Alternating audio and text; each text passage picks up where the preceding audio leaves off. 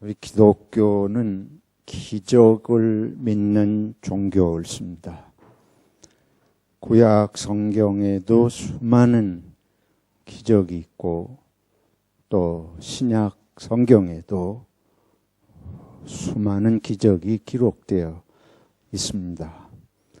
그리고 이 기적은 과거에만 일어난 것이 아니고 지금도 오늘 우리들의 삶 속에서도 계속해서 일어나고 있는 것을 믿는 것이 우리 기독교 신앙입니다. 기적이라고 하는 것이 무엇입니까? 일반적으로 생각하면 기적하면 그거는 잘 안 일어나는 것, 일반적이지 않은 특별한 현상, 또 과학적으로 보면 비과학적인 것, 과학적으로는 그런 일이 일어난다고 해석하거나 증명할 수 없는 그런 일이 일어나면 우리는 기적이다, 이렇게 생각을 합니다. 그래서 기적이라고 그러면 이건 꼭 아무리 해석을 해도 설명할 수 없는 것. 근데 성경은 그런 설명할 수 없는 것, 증명할 수 없는 그런 거로 시작이 돼요.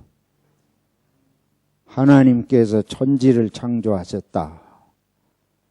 그거는 과학으로 어떻게 증명하고 설명할 길이 없습니다. 그리고 성경 자체가 그걸 설명하려고 시도하지 않아요. 그걸 증명하려고 하지 않습니다. 그냥 선언하는 거예요. 하나님이 태초에 천지를 창조하셨다. 어떻게 하셨는지 알 수 없어요. 그래서 기독교를 믿는 것은 아주 비과학적입니다. 기독교를 믿는 것은 아주 비합리적이에요. 오늘 현대인들은 과학적으로 이성적으로 훈련이 되었기 때문에 성경을 믿는데 아주 힘듭니다.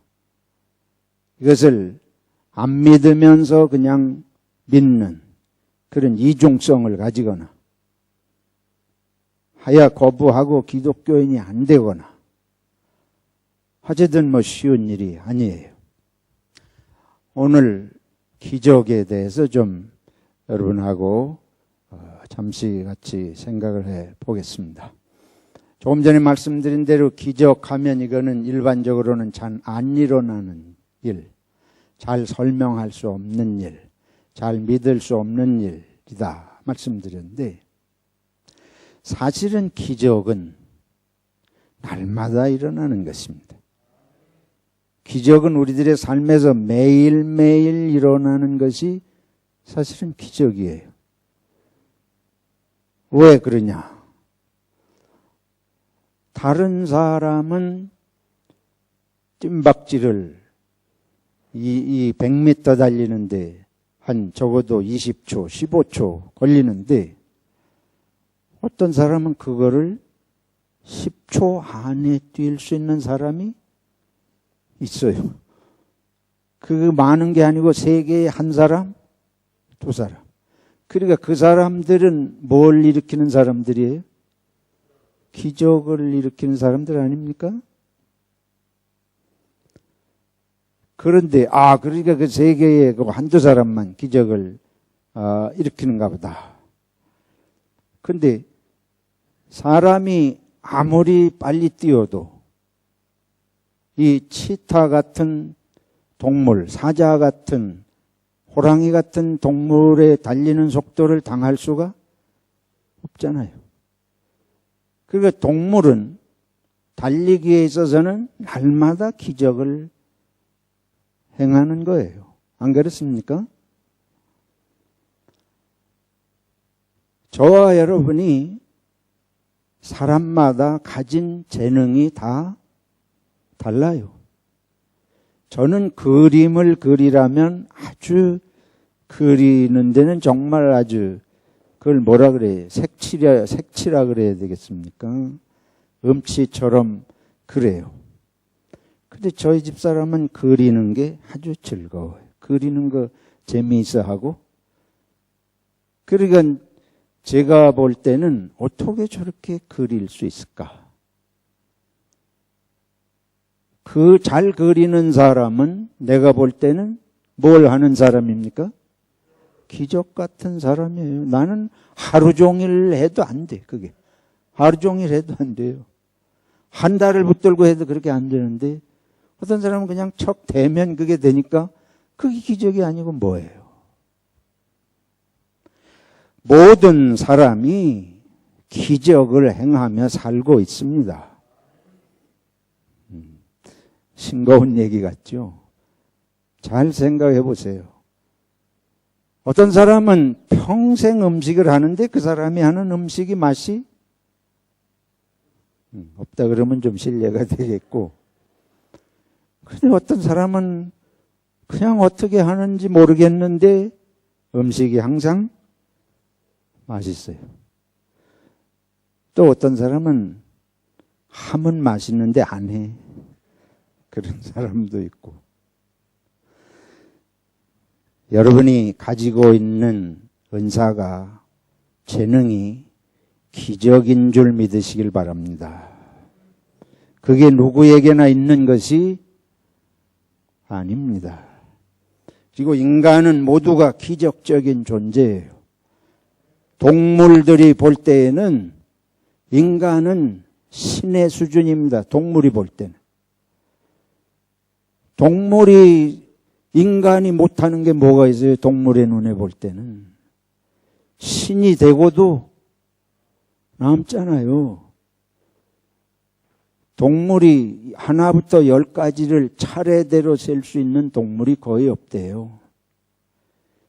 인간이 하나부터 10가지를 제대로 못 세면 정상적이라고 보기 어렵잖아요. 이게 얼마만한 차이예요. 이 지능이 이게 기적 아닙니까? 다른 세상의 생물들이 피조물이 얼마나 많은데 그 중에 인간만 이렇게 상상을 초월할 수 있는 능력을 지니고 있는데 그걸 기적을 매일 일으키면서 살면서 그걸 기적이 아니라 그러면 뭘 기적이라고 하겠습니까? 우리 집 강아지가 볼 때는 저는 신이에요. 그러면 인간이 이렇게 어마어마하게 말할 수 없는 지적인 능력, 창의적인 능력, 예술적인 능력, 그 예술이라고 하는 거 정말 신기한 거 아니에요? 동물들이 어떻게 그 우리가 생각하는 것 같은 그런 뭐 추상화를 그리고 오선지 악보를 그려서 뭐 노래를 다 같이 이렇게 따라서 부르고 놀라운 일이에요. 신적인 영역을 사는 게 인간인 줄로 믿습니다. 인간은 신입니다. 자기가 신인 줄 모르고 사는 사람처럼 바보 멍텅구리가 없습니다. 그런데 이제 인간은 정말 또 신을 추구해요. 정말 인간이 할 수 없는 것을, 모든 것을 완전히 할 수 있는 존재. 그것이 신의 영역을 추구하면서 사는데 우리는 이처럼 너무나 많은 기적을 매일매일 하고 살면서도 그게 기적인 줄을 모르고 어쩌다가 필요 없는, 거의 필요도 없는 일을 꿈꾸면서 그걸, 그런 기적을 바라보면서 사는 존재가 어리석은 인간입니다. 오늘 기적의 이야기를 좀 보겠습니다. 예수님은 나사렛이라고 하는 동네에 사셨어요. 근데 거기서 한 10여리 떨어진 이스라엘의 그 북쪽 갈릴리, 유대는 남쪽이고 북쪽의 갈릴리 어촌 지역에 이렇게 주변에 있는 시골 가나라고 하는 시골 동네가 있는데 그 가나라고 하는 동네에서 혼인 결혼식이 생겼습니다. 유대 사람들은 한번 결혼식을 하면 주변 사람들을 다 초청을 하고 일주일씩 혼인 잔치를 해. 우리처럼 이렇게 오늘날 예배당에서 또는 혼인 예식장에서 한두 시간 하고 그냥 뭐 식사 한번 하고 흩어지는 게 아니고 일주일씩을 밤낮 없이 그렇게 춤을 추고 마시고 이러고 잔치를 그만큼 혼인 예식을 아주 중요하게 생각을 하는 거예요. 그렇게 성경에 예수님 말씀 중에 혼인 예식과 관련된 얘기들이 많이 나와요. 그만큼 그 사람들에게는 이제 우리하고 좀 우리도 옛날 한국에서 풍습이 혼인을 아주 소중하게 여기고 오고 가고 하면서 이제 그렇게 준비도 하고 하기는 이제 오늘날과 같이 좀 다르긴 했습니다만은 예수님이 거기 초청을 받았어요. 초청을 받으면 대개가 이렇게 시골에서는 아는 이리저리 아는 관계가 있고 또 친척지간도 있고 그래서 가족들이 같이 가서 이렇게 혼인잔치에 같이 축하하고 며칠씩을 묵기도 하고 이제 그런 풍습입니다. 이 혼인잔치 집에 예수님이 가셨는데 혼인잔치 집에 잔치를 하다가 뭐가 떨어졌어요? 포도주가 떨어졌어요.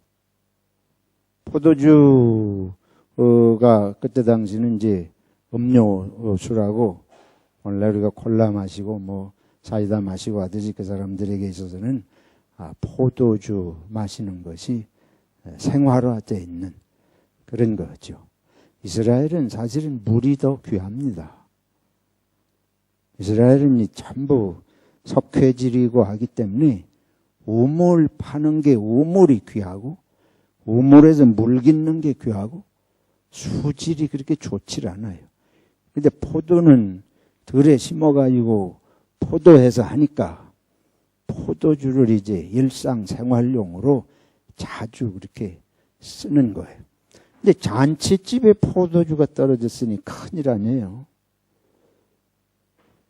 아마 손님이 예상보다 더 많이 왔을 거나 또 술주정뱅이가 왔거나 뭐 하여튼 술이 떨어졌으니 큰일이에요. 근데 예수님 어머님이 그 사실을 알았습니다. 어떤 학자들은 아마 그 예수님의 친척이었을 것이다. 그런 추측도 해보고도 합니다. 근데 예수님 어머니가 그 사실을 알고 예수님에게 가서 이 집에 이 연회에 포도주가 떨어졌어. 예수님 아들이니까. 그럼 예수님은 그래요. 그게 아니고 어머니 그 일이 나하고 무슨 상관이 있습니까? 예수님이 아시는 거예요. 어머니 모친 마리아가 오셔서 그 얘기를 하는 건 예수님이 어떻게 하셔야 되지 않느냐 그래서 와서 예수님에게 말씀을 드린 거예요. 예수님이 그거 모를 리가 없습니다. 그러니까 이때 우리가 벌써 짐작할 수 있는 것은 예수님의 어머니 마리아는 예수님이 뭔가를 하실 수 있는 분임을 아시고 이미 계시는 거예요. 요한복음의 중요한 주제가 있습니다. 요한복음의 중요한 주제는 예수님은 사람의 마음도 아시고 모든 것을 아시는 분이다. 이게 요한복음의 처음부터 끝까지 흐르고 있는 하나의 주제입니다. 예수님 어머니께서도 예수님이 이 상황에서 뭔가 하실 수 있는 걸 아시고 말씀을 하셨는데 예수님은 지금 내 때가 아닙니다. 그러한 일을 지금 포도주 없는데 포도주 생기게 하는 일 하면 둘 중에 하나. 그것 때문에 사람들이 놀래가지고 예수님이 유명해지거나 아니면 그것 때문에 생각지 못한 문제가 생기거나 예수님께서는 지금 그와 같은 일을 해서 이 가나 동네 사람들이 다 사방에서 지금 혼인잔치 집에 사방에서 모여들었는데 예수님이 뭔가 그런 걸 하시는 일이 알려지게 되면 금방 뭐가 나겠어요? 소문이 날 거 아니에요. 지금 요한복음 2장입니다. 예수님이 하나님의 일 시작하시기 바로 직전이에요. 그러니까 이게 조심스러운 거예요. 그래서 예수님 아직 때가 아닙니다. 그렇게 이제 어머니께 말씀을 드린 거죠. 그런데 그 어머니는, 모친 마리아는 이게 상황이 그렇게 단순하지 않아요. 아직도 이 혼인잔치가 금방 끝날 시간이 아니고 이게 정말 포도주가 필요해요. 사람들이 다 이렇게 기쁘고 축하하고 하는 자리인데, 그래서 어머니 모친이 마리아가 어떻게 하는가 하면 하인들을 불러가지고 예수님이 말씀하시는 대로 어떻게 하라. 예수님이 하라고 하시는 대로 해라.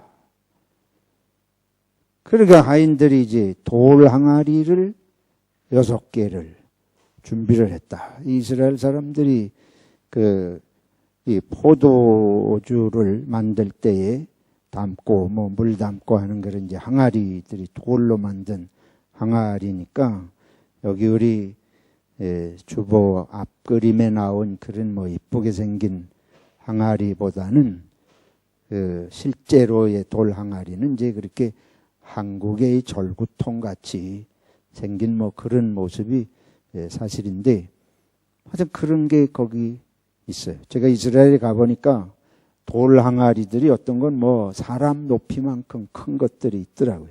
그것도 여러 가지 종류로 이제 만들어서 그렇게 섞였습니다. 거기에다가 예수님이, 어머님께서 말씀하시니까, 어머님이 예수님의 마음을 알지만 어머님이 그 연회장에 그걸 위해서 말씀하시니까 예수님이 2번 거역하지 않으시고 하인들에게 물을 가득 채워라. 그래서 하인들이, 일하는 사람들이 와서 물을 가득 채웠어요. 그러고는 예수님께서 뭐라 그러냐면 이걸 떠다가 사람들에게 나눠주라. 떠다가 나눠주니까 마시는 사람들이 어디서 이런 좋은 포도주를 여기까지 그냥 두었다가 이제 가져오느냐. 보통은 좋은 포도주 먼저 가져오고 술 취하면 그 다음엔 술 기운에 좋은지 나쁜지 모를 때에 낮은 포도주를 내는데, 이 집은 어떻게 가장 좋은 포도주, 이렇게 맛있는 포도주를 이제 가져오느냐. 그랬다니까 뭐예요? 물이 뭐로 변한 겁니까? 포도주로 변한 거예요. 우리가 보면 이것이 무엇입니까? 기적이죠. 요한복음에 7번의 기적 이야기가 나와요. 베데스다 연못가에 38년 된 병자를 5장에 보면 고치는 것부터, 무슨 이런 또 왕의 신하의 병을 고치는 거, 바다를 잠잠케 하시는 등등, 오병이어를 가지고 4,000명, 5,000명을 먹이시는 것 등 7가지 기적이 요한복음에 나오는데, 이게 성경이 말씀하는 예수님이 하신 첫 번째 기적 이야기가 바로 오늘 이 가나의 혼인잔치에서 일어난 기적입니다. 이제 이 기적 이야기를 내용을 좀 살펴보겠습니다. 예수님의 어머니께서 예수님이 하라고 하시는 대로 해라. 말씀하시는 대로 해라. 이게 아주 중요한 대목입니다. 이 기독교는 기적의 종교인데, 기적을 믿는 종교인데, 기적은 어떻게 일어나느냐? 아무 때나 일어나는 걸 기적이라고 하는 것이 아니고, 성경은 하나님이 말씀하신 것이 이루어지는 것을 기적이라고 하는 것입니다. 태초에 하나님이 천지를 무엇으로 창조하셨어요? 말씀으로. 빛이 있으라. 기독교는 기적을 믿는데 말씀을 믿는 종교이기 때문에 말씀이 기적으로 이루어지는 걸 믿는 것이 기독교의 핵심입니다. 그리스도인의 삶은 무슨 훈련인가 하면 말씀이 이루어지는 걸 믿는 훈련이 기독교의 믿음 훈련입니다. 예수님께서 갈릴리 호숫가에 오셨습니다. 사람들이 그때 아직 제자도 안 뽑으셨을 때 사람들이 갈릴리 호숫가에서 밤새도록 그물을 던지고 물고기를 잡았대요. 한 마리도 못 잡았다. 누가복음 5장을 읽어보면 자세하게 나와요. 그때 예수님께서 이제 그물을 다 거두고 한 마리도 못 잡고 집에 돌아가려고 그물을 씻고 챙기는 제자들을 향해서 그 뱃사람들을 향해서 깊은 데다가 던져보시오. 그 전에 말씀을 가르치셨다고 되어 있어요. 그러고는 깊은 데다 던져보라. 그러니까 제자들이 뭐라 그러는 거예요? 여부들이. 우리가 밤이 맞도록 그물을 던졌지만 잡은 것이 없습니다. 그러나 말씀대로 하겠습니다. 그 구절이 그렇게 되어 있습니다. 말씀대로 하겠습니다. 이 성경이 계속해서 성경 복음서 전체에서 강조하는 것은 우리가 평상시 같으면 말씀대로 하겠습니다 하는 거 그냥 넘어갈 건데 그렇지 않아요. 이 성경은 전체 흐름에 그 중요한 내용을 그 표현해서 담고 있는 거예요. 말씀대로 하겠습니다. 그래서 가서 깊은 데 던졌는데 그물이 어떻도록 찢어질 만큼 잡혔는데 2배에 가득하게 잡았다. 그래서 거기에 장면의 핵심은 말씀대로예요. 말씀대로. 하나님은 말씀으로 역사를 이끌어 가시고 움직이시는 분입니다. 하나님이 뭐 눈앞에 보여가지고 우리처럼 조폭들이 칼 가지고 위협하고 주먹으로 때리고 위협해서 사람을 움직이는 것처럼 하나님은 뭐 그렇게 인간을 다루시는 것이 아니고 하나님이 사람을 돌보시고 인도하시는 것은 하나님은 말씀을 통해서 사람의 길을 인도하십니다. 아담과 이브를 보세요. 아담과 이브를 지어 놓으시고 한 가지 말씀을 주셔요. 이 동산에 뭐든지 마음대로 먹지만은 다만 뭘 먹지 마라. 선악과를 먹지 마라. 그러면 죽으리라. 선악과를 먹어서 죽은 게 아닙니다. 선악과 뭐 오늘날 우린 선악과가 어떻게 생겼는지 본 적도 없고 알지도 못하고 거기에 핵심은 뭔가 하면 하나님이 주신 말씀이에요. 그게 무슨 복숭아 열매를 먹지 말라 그러시든지 뭐 뱀장어를 잡으면 먹지 말라 그러든지 뭐든지 제가 한 예를 드는 거예요. 무엇이 문제가 아니고 하나님이 말씀하신 내용 때문에 문제가 되는 것입니다. 그러니까 그 하나님의 말씀을 어기니까 우리가 선악과를 먹지 말아야 된다. 그러면 지금 우리는 선악과 없으니까 문제될 게 하나도 없잖아요. 그런 게 아니잖아요. 하나님이 하신 말씀이 이게 문제가 되는 것이에요. 그 말씀 속에 생명이 있는 것이고 그 말씀이 생명과 죽음을 가르는 아주 중요한 것임을 벌써 창세기에부터 우리들에게 가르쳐주고 계십니다. 그 제자들에게 하신 훈련도 그거예요. 아담과 이브가 망한 것은 죽음의 길로 간 것은 하나님이 하신 말씀을 소홀히 여기다가 예수님의 제자들이 이제 그렇게 되고 나서 제자를 뽑은 거예요. 물고기를 못 잡다가 2배에 가득하게 잡고 난 다음에 그 다음에 예수님이 그들을 제자로 삼았습니다.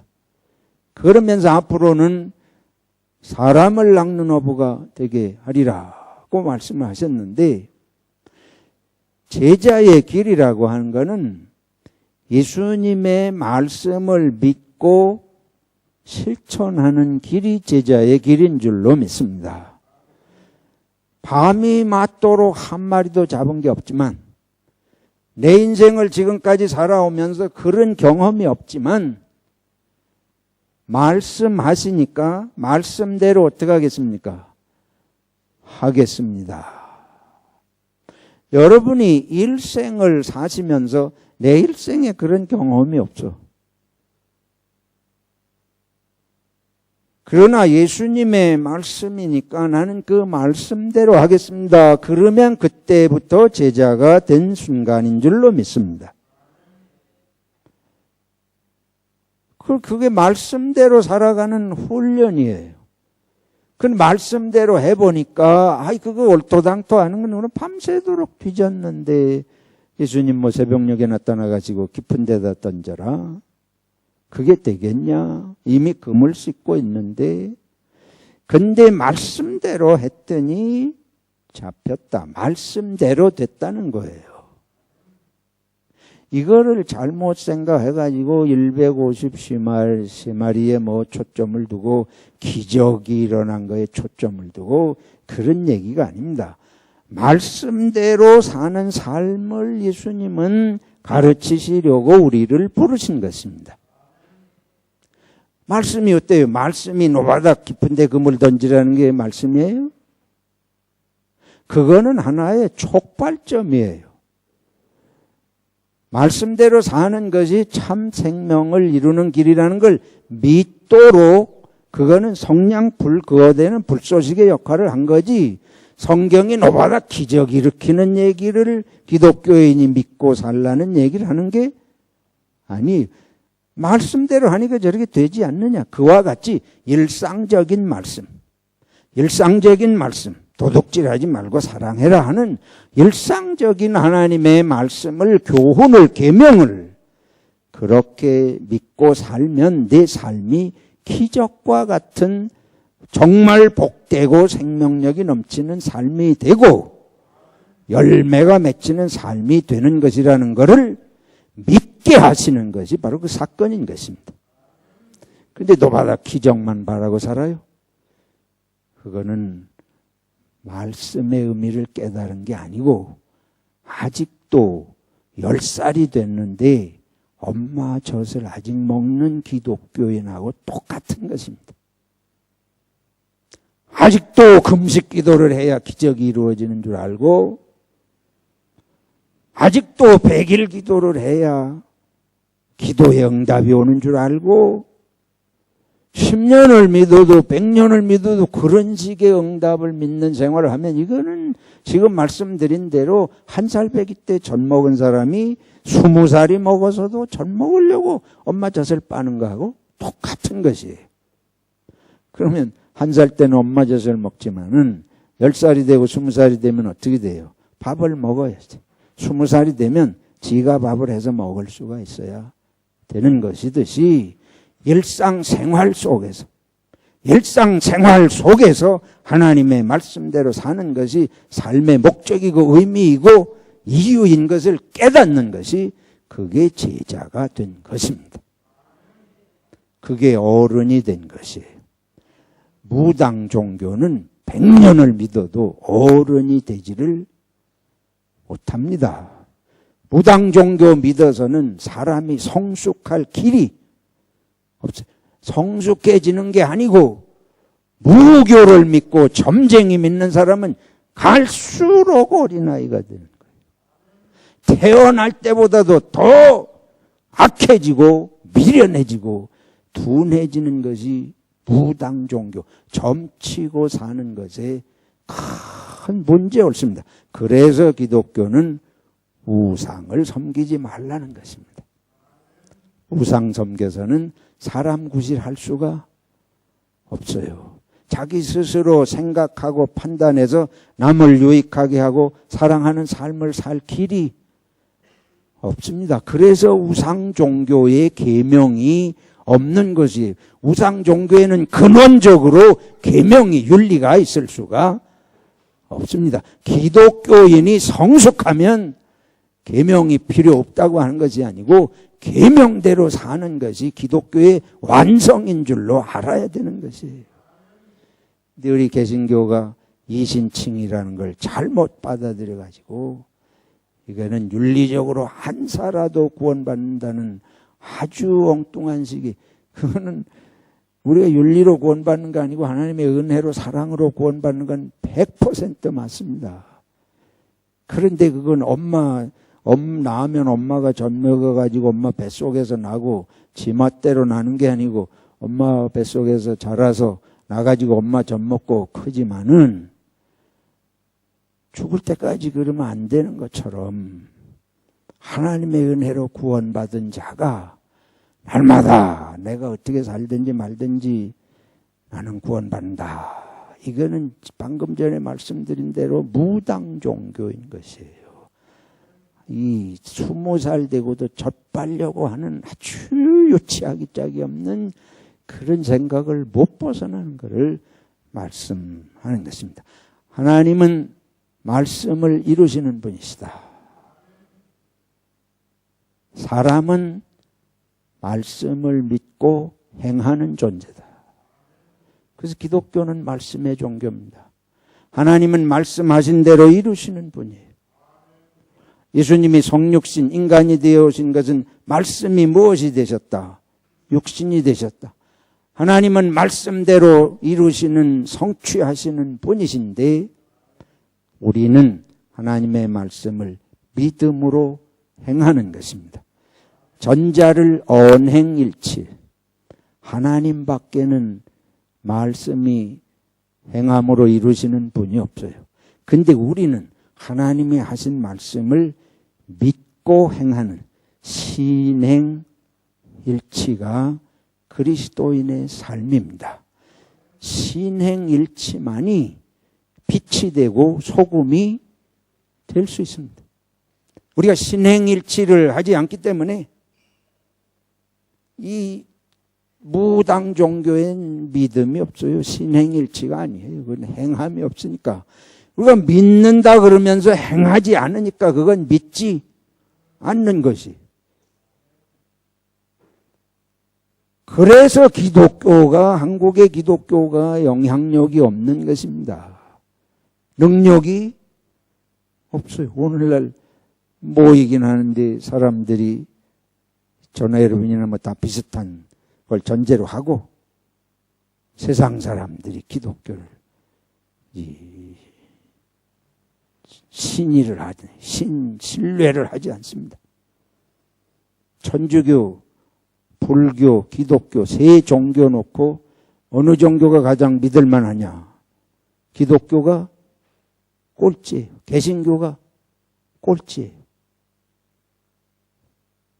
개신교만큼 활발한 종교가 어디 있어요? 천주교하고 불교보다 개신교가 얼마나 잘 모여요? 얼마나 봉사활동 많이 하는 것 같아요? 전도를 불교, 천주교와 비교할 수 없이 개신교가 전도를 아주 목숨 걸고 전도를 하고 교리 공부를 얼마나 많이 합니까? 근데 왜 세상은 개신교를 제일 믿을 수 없다 그럽니까? 이유가 있을 거 아니에요. 2008년, 2013년, 2017년 이 기독교 윤리실천운동 연대라고 하는 데서 전국적으로 이걸 자세하게 조사를 했습니다. 근데 10년 넘는 세월 동안 변화가 일어나질 않아요. 똑같이 항상 개신교가 꼴찌야. 그리고 개신교에 대해서 제일 문제를 삼는 게 뭐냐면 언행이 맞질 않는데 개신교인들이 말과 행실이 다르다. 왜 그렇게 해요? 다른 종교는 안 그런데 왜 개신교가 유난히 그렇습니까? 유난히 요란한데 유난히 못 믿어요? 나는 그게 개신교인들이 이신칭의를 가르치기 때문에 그렇다고 확신을 합니다. 행함이 없어도 뭘 받는다? 구원받는다. 그렇게 가르치니까 뭐 때문에 굳이 행해요? 그거는 아주 무당 종교하고 똑같은 거예요. 아무런 행함을 강조하지 않고 그냥 복만 받으면 되는, 귀신 내쫓고 복 받고 그런 얘기 하면은 뭐 완전 100% 무당 종교고 뭐가 다릅니까? 다르다고 말을 하지만 결과는 똑같아요. 그렇기 때문에 세상이 볼 땐 시간이 오래 흘러가니까 그 결과가 나타나는 거예요. 여러분이나 저나 반성해야 됩니다. 제가 정직히 말씀드려요. 저부터 여러분부터 우리 개신교인들이 말씀대로 살려고 하는 노력이 없어요. 근데 우린 다 뭐 받았다고 생각해요? 다 구원받았다고 생각하잖아요. 구원받았다고 확신을 하면서, 그리고 이제 회개만 하면 돼. 회개만. 근데 회개하는 게 저부터도 그래요. 회개는 말로만 하고 회개한 행동으로 나타나지는 않지 않습니까? 내가 회개하면 남에게 피해를 입혔으면 피해 받은 사람이 있을 거 아니에요. 근데 피해 받은 사람이 피해를 받았거나 말거나 나는 회개했으니까 할렐루야, 하나님 감사합니다, 용서해 주셔서 할렐루야 하고 감사하고 막 눈물 흘리고 콧물 흘리고 간증을 하고 전국에 떠돌아다니는데, 피해 받은 사람이 볼 때는 저 개새끼 때문에 내가 이렇게 됐는데, 저 사람은 할렐루야를 외치고 다니니까 이 사람은 더 미치고, 그 다음은 여러분이 맞습니까? 틀립니까? 여러분이 피해를 입은 사람 입장에 서보세요. 저 사람이 회개했다고 할렐루야 기뻐 외치는 게 어떻게 내가 기쁠 수 있어요? 정말 회개하고 기뻐서 그러면 누구한테 찾아와야 되겠어요? 피해받은 나한테 찾아와가지고 사과하고 나한테 용서를 구하고, 돈 떼먹은 건 어떻게 해야 돼요? 갚고 해야지. 그건 하나도 안 하면서 자기는 노바다 하나님 앞에 할렐루야 부르고 외치면, 한국의 기독교인이 25%다. 그 25% 개신교인이 전국을 돌아다니면서 그런 식으로 사니까 안 믿는 사람들이 볼 때는 금방입니다. 금방. 아, 예수쟁이들은 저밖에 몰라. 예수쟁이들은 아주 이기주의죠. 제가 한 짓은 전혀 생각지도 않고 나가서는, 그 교회 가서는 아주 뭐 그런 것처럼 그런다. 기적은 그런 초자연적인 걸 우리가 말하는 게 아니고, 우리는 그런 기적을 말하는 게 아니고 하나님의 말씀대로 살면 말씀이 이루어지는 게 기적인 줄로 믿습니다. 이 엘리야 선지자가, 하나님께서 엘리야 선지자를 사르밧이라고 하는, 사렙다라고 하는 동네에 가라. 그러면 거기 가면 과부를 만날 것이다. 실제로 엘리야가 하나님이 하신 말씀대로 갔어요. 가니까 성문이 있는데 성문에 들어가면서 과부를 만납니다. 그래서 그 과부에게 내가 지금 몹시 배가 고프니 먹을 걸 하나 해다 주시오. 아시는 대로 과부가 뭐라 그런가 하면, 당신 드릴 건 없고 우리 집에 요 밀가루 한 주먹 남았는데 요거 해서 내 아들하고 먹고 죽을 거밖에 없습니다. 그때 선지자가 뭐라 그런가 하면, 그 네가 먹고 죽을 때 죽더라도 먼저 나한테 해서 가지고 온 다음에 그렇게 하라, 이러고 아주 싸가지 없이 말을 해. 그렇잖아요, 선지자가. 근데 어떻게 된 건지 과부가 그대로 했다는 거예요. 그거 말도 안 되는 건데, 저 싸가지 없는 어디서 굴러온 이 나그네 같은, 그 또 선지자가 모차림이 매끈했겠습니까? 광야를 통과하면서 그러고 온 사람인데 그때 그대로 했대요. 그랬더니 자기 집 밀가루 독하고 기름떡이 마르지 않았다. 성경이 말씀하는 것은 말씀대로 하면 이루어진다는 걸 성경은 말씀하고 있습니다. 금년 안에 저와 여러분들이 다른 거 뭐 복을 받으세요, 뭐 하세요. 아무리 얘기해봐도 그런 게 그냥 떨어지는 게 아니고 그 고민할 게 없어요. 올지 안 올지 고민할 게 없고 우리는 말씀대로 살면 복이 오게 되어 있고 은혜가 임하게 되어 있는 줄로 믿습니다. 그래서 이 말씀을 읽기를 힘써야 되겠습니다. 이 성경 말씀 읽고 보는 사람이 있든지 없든지. 우리 한국 사람은 보는 데서는 잘해. 안 보면 달라지. 이건 우리 잘못이 아니고 조상 때부터 무교와 불교와 유교가 다 우리 속에 이중적 사고를 길러놨습니다. 이 속에. 그래서 우리는 한국 사람은 100명이면 100명, 99.9% 아니고 100% 이중적 사고를 가지고 살아요. 어떤 이중적 사고냐. 볼 때 하고 남이 볼 때 하고 안 볼 때 하고 아주 다른 것입니다. 우리 집구석만 그런 것이 위로 받으시기 바랍니다. 여러분 집만 그런 게 아니고 누구나 그래요. 우리 문화적으로 우리는 그렇게 돼 있어요. 바깥에 하고 안에서. 그래가지고 그러잖아요. 이 눌리는 사람. 아내들이, 자식들이. 아이고, 집구석에서도 저렇게 했으면. 근데 집에서도 그러는 인간은 하나도 있는지 대답을 안 하시는데 내가 볼 땐 없어요. 한 사람도 없습니다. 그걸 알고 이제 저와 여러분이 금년에 초점을 그렇게 맞춰야 되겠습니다. 아, 우리는 문화적으로 그렇다. 우리는 신행일치가 안 이루어지는 이 문화와 전통이 그러다. 한국 개신교를 개혁하고 이 한국의 민족성을 개혁하는 길은 우리가 말과 행실이 믿음이 행함으로 나타나도록 하나라도 목적을 삼고 그렇게 노력을 해보자.